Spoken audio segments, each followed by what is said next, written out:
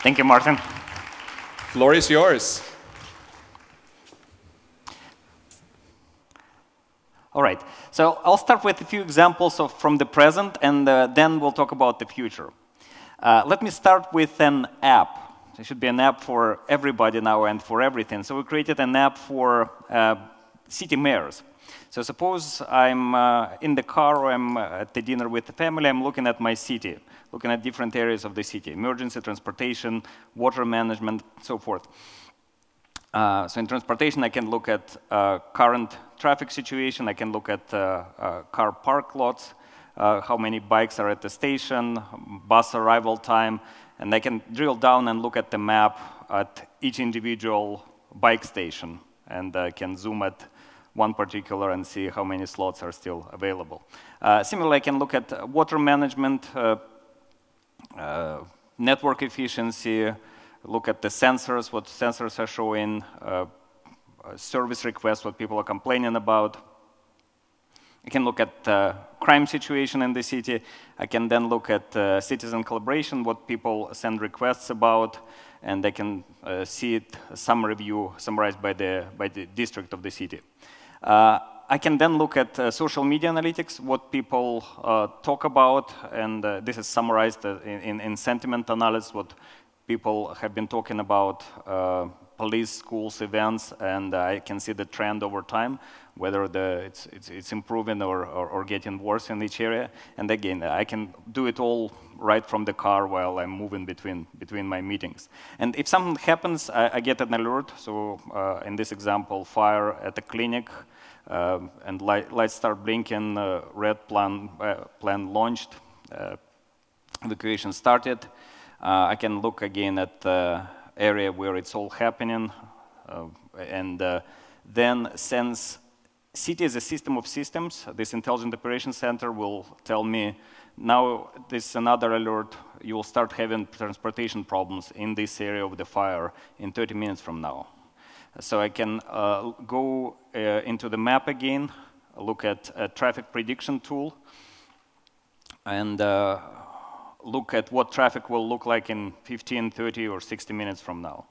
And it gets darker in the area of the fire. Again, this technology is all available now. It's not the future, it's the present. And I can even make a video call, a FaceTime call right from the app to the head of transportation department. Again, this is present, this is not the future. Now let me move to Madrid. This is the city where I have been living for 3 years now. This is where IBM has European headquarters. Every mayor I meet agrees on one thing, that they're paying too much for the city services and they don't get enough control over the quality. So Madrid decided to do something about it, so now they're paying to service providers, companies which take care of the garbage removal, street cleaning, taking care of parks. They used to be paid for activities, how many trucks I get deployed, how many people I get deployed on the streets. Now they've been paid for the quality. So as a citizen, I have an app on my phone, and if I'm playing with my kids on the playground, I see a swing broken, I take a picture, it knows my GPS location, service request goes into the system.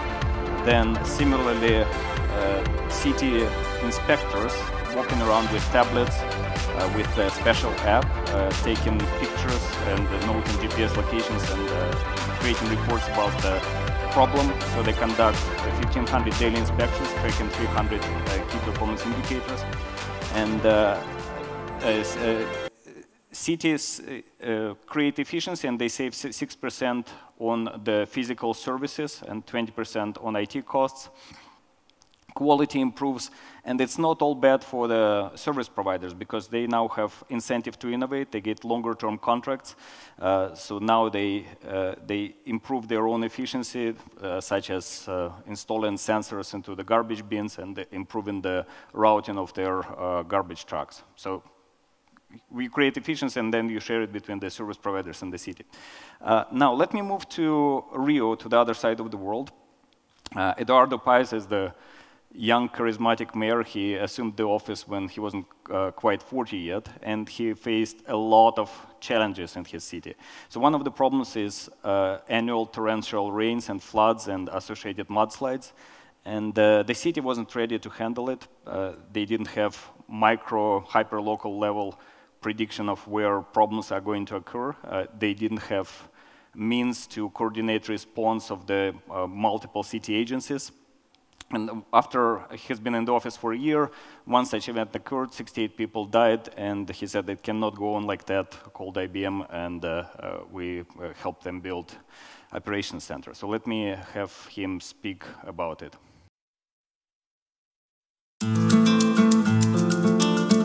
Bom dia, Rio de Janeiro. Mais belo dia na cidade. O trânsito está livre, o sol brilhando e não existe previsão de chuva para hoje. Choveu muito. O Rio não está preparado. One day we had a big flood. I was in office like for 1 year. I woke up real early with water everywhere, and I said, okay, I'm going to start calling the radios and the TVs and telling people not to go to work today. Imagine you're taking care of a city with 6 million people. I cannot be looking at the city every day, all the time. Then was the time that we said, okay, we got to get people together. We got to get people 24 hours a day. We got to have a special system, to do the forecast to see, is there going to be big rain? Is there going to be a big flood? We needed somewhere there would be someone taking care of the city, watching the city, getting people together and using this technology.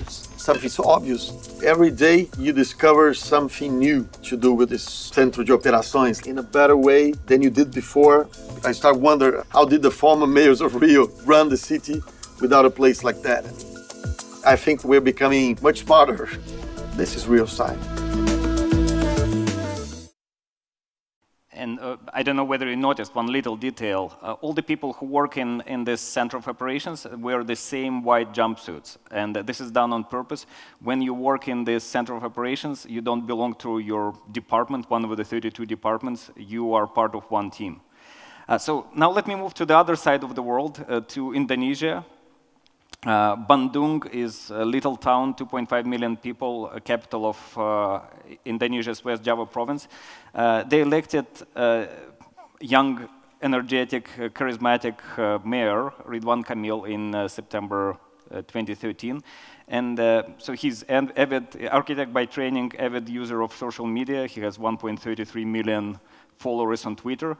So when he assumed office, he said, just report people report problems to me through Twitter, through email, and people did, and he got overwhelmed, and he called IBM to build something serious to respond to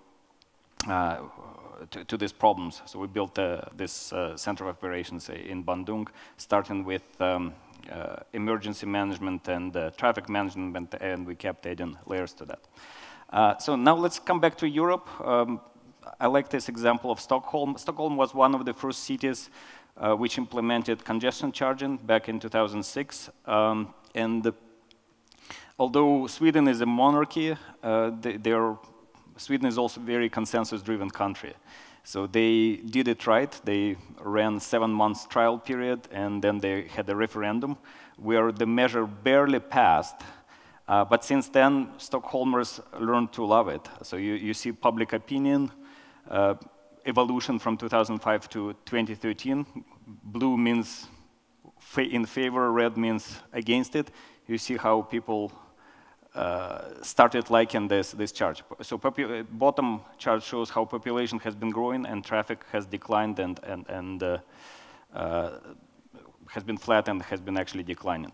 So waiting time to enter a city center has been reduced by 50%. Overall traffic has been reduced by 22%. By the way, the goal there is not to reduce it to zero. 20% reduction is enough to get the traffic flowing, and that's what occurred.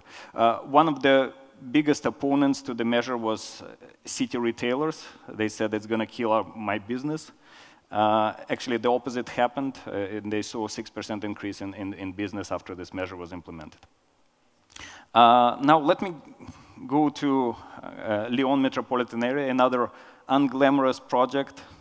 Most of the smart cities projects are actually quite boring and unglamorous, most of the real ones. So there we work with Veolia to modernize water operations for the city. It's the second largest water network in France, 4,000 kilometers. 1.3 million people across 54 municipalities. And there we work with Veolia, making the operation smarter.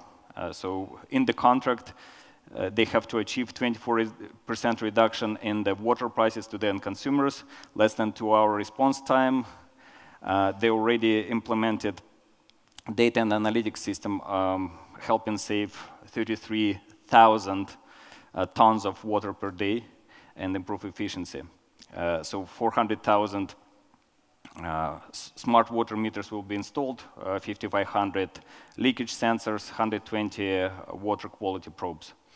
And so this is part of the problem could be solved with data and analytics, and you see the picture of the operations center. Now let's look at the city from the other perspective. Times Square. This is what's visible to us. Now what's invisible is all these signals in the background, from weather, from Twitter, from Facebook. And companies which learn how to use these signals and match it with their own data get unfair competitive advantage. They can optimize product mix, they can prevent stock outs, they can optimize routes for their supply chain. And that's what we help companies do. We created this cloud platform called MetroPulse, where we pull data together from over 500 sources, such as demographics data from the government, companies' internal data. We pull data from social media. We get historical as well as real-time data from the weather company. By the way, this year we bought the weather company, so now every time you check weather on your iPhone or Android phone, the weather is supplied by IBM now. One example I want to give is if you have been to Japan, you have seen how sophisticated the vending machines there are. So we're working with a vending machine operator in Tokyo, which uses this system to optimize machine location, optimize product mix, and even optimize pricing dynamically in real time. At IBM, we have done thousands of smarter cities projects over the years, big and small. Most of them are commercial, but there is one program where we do work for free. Since 2010, we have deployed over 800 executives and top technical experts to over 130 cities around the world. So every picture here is a city we have sent a team to. We typically send a team of 6 people, executives and top technical experts, to a city for 3 weeks to work with the mayor and city government, with a lot of work before that and a lot of work after that on a particular program, from transportation to urban planning to workforce development. I have been on 2 such projects, one in Ho Chi Minh City, another one in Reno, Nevada. And we learned a lot. Cities got a lot of benefits, so take advantage of this program. Now let's move to the other side, to the other part of my presentation. I still remember this day very vividly. In 1997, it was hard to believe it was 19 years ago. Most of the people in this, some of the people in this room were not born yet, but that was one of the watershed moments in human history when machine beat the reigning champion in chess. Then in 2011, it was another moment similar to that one, where machine beat 2 superhumans, Ken Jennings and Brad Rutter, in Jeopardy game. And these 2 people are absolutely amazing, superhumans, as I said. So Ken Jennings won 74 games in a row and earned about $3 million doing that. And Brad Rutter never lost to a human and holds the earned more than $4.5 million playing this game. And the game was played over 2 days. If you haven't watched it, watch it. From the very beginning, it was clear that Watson is in the same league as these 2 superhumans, but until the very last moment, it wasn't clear that it's going to win. So let me show the last minute of it. This person is appointed by a testator to carry out the directions and requests in his will. Watson.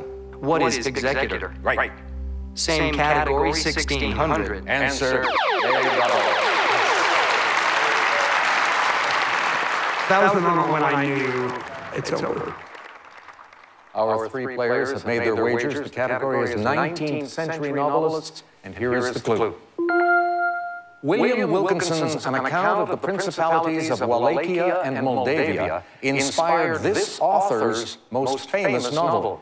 You came up with what? Who is Bram Stoker? You are correct. Over to Ken Jennings now, and we find who is Stoker? I, for one, welcome our new computer. Now we come to Watson. Who is Bram Stoker? And the wager? Hello, 17,973, and a two-day total of 77,147. So that was 5.5 years ago. Since then, we have grown Watson substantially. Make no mistake, we're betting our company on this technology. So the Watson, which won Jeopardy game, is now represented by this dark hexagon in top left.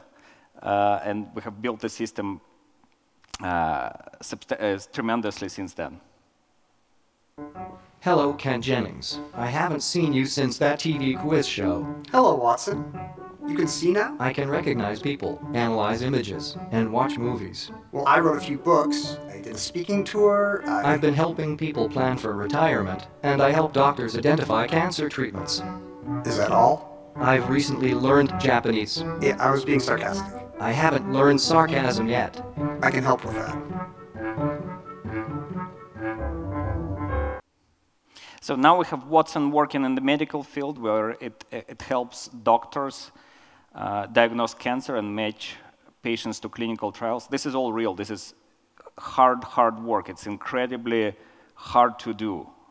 But we're going through this process of teaching Watson deep knowledge about a particular field. So this is very hard work. This is serious now. This is no longer a game. There is cognitive cooking book. It turns out that Watson is great at working with top chefs, accelerating their creative process, helping them combine the most unusual ingredients into new recipes. There is a Watson-powered robot being piloted at Hilton's as a concierge.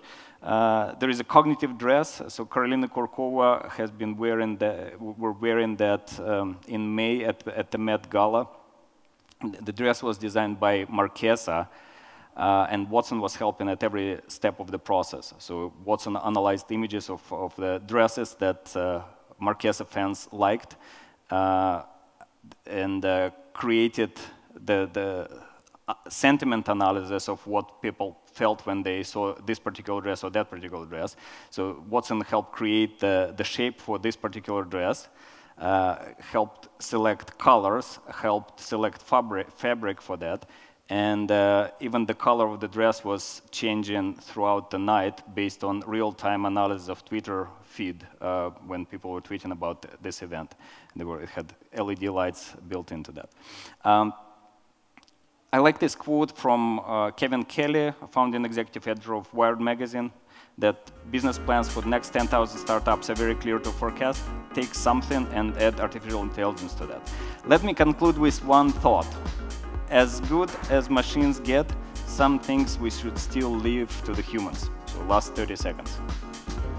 Bob Dylan, to improve my language skills, I've read all your lyrics. You've read all of my lyrics. I can read 800 million pages per second. That's fast. My analysis shows your major themes are that time passes and love fades. Well, that sounds about right. I have never known love. Maybe we should write a song together. I can sing. You can sing? Do-be-bop, be-bop-a-doo.